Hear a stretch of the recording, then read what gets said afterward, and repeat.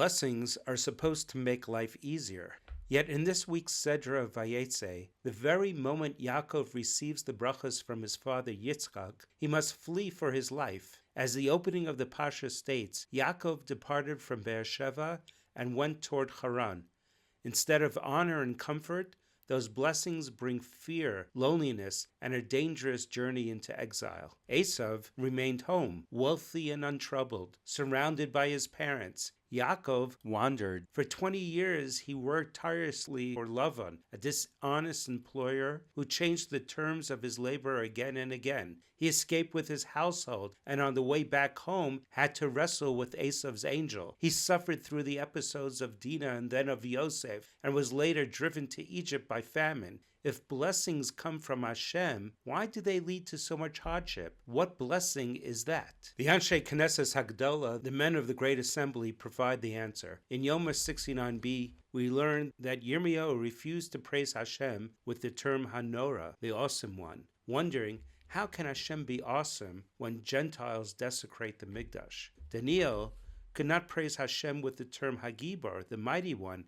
asking, where is Hashem's strength when Jews were being enslaved? Yet the men of the Great Assembly restored these praises and instituted saying, Hakel, Hagado, Hagibor, V'Hanora, teaching that Hashem's awesomeness and might are revealed in the very survival of the Jewish people. The Jews were able to exist as a nation among the other nations and to outlive all its enemies who disappeared from the world's arena. Our endurance in the face of destruction is Hashem's greatness. A parable illustrates this. A tzaddik was born at the same fortunate moment as the king. The king visited the tzaddik to see whether their shared mazel followed them both, and found him living in a dilapidated shack with a leaky roof and no furniture. The king asked how this was possible, as they were both born under the same lucky star. Where is your mazel? The tzaddik told the king that near his home stood a terrifying forest filled with wild beasts. He asked the king whether there was any price that the king could be paid to enter the forest. The king admitted he would never step inside. The tzaddik smiled. I pass through it every day unharmed. That is my blessing. True mazel does not mean luxury, but protection in the face of danger. So it was with Yaakov. His blessing was the spiritual resilience to endure exile. This blessing first appears as Yaakov lies down at Luz, Beisel. He dreams of a ladder reaching heaven with the angels ascending and descending. Hashem promises him that this place and everything surrounding it on all sides will be the property of his children, and that Hashem will protect him until he returns. When Yaakov awakens, he says, surely Hashem is in this place, and I did not know. The question is raised, how could Yaakov not know? Didn't he believe that Hashem is everywhere, that his glory fills the earth? So what didn't he know? Rabbi Yehuda Leib Levine, may his merit protect us, in his Sefer Harderes Ve'emunah explains that Yaakov always believed Hashem fills the universe. But here he learns something deeper. Hashem can concentrate his Shekhinah not only on a specific place, but even upon a specific person. Yaakov discovered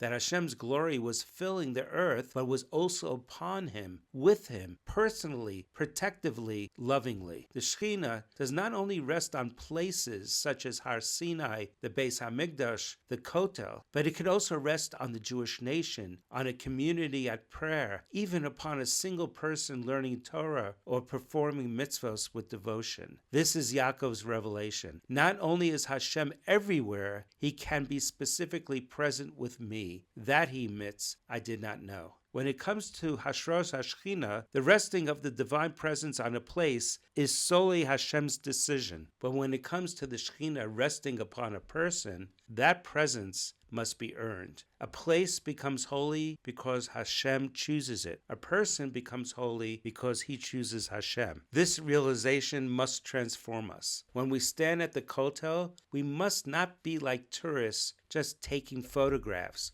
we must feel the awe of the Shekhinah that never left. When we step into a shul to daven in a Migdash Me'at, we must remember whose presence fills that space. The Shekhinah rests upon the holy Shabbos, and during those sacred hours, if we open our hearts, we will feel Hashem's radiant closeness in our homes, and we can hear the promise he gave Yaakov, I am with you, and I will protect you wherever you go. That is Yaakov's blessing. Not the absence of struggle, but the presence of Hashem during struggle, which ensures survival. Hashem chooses holy places. A Jew chooses to become one, and when he does, he never walks alone. Shabbat Shalom.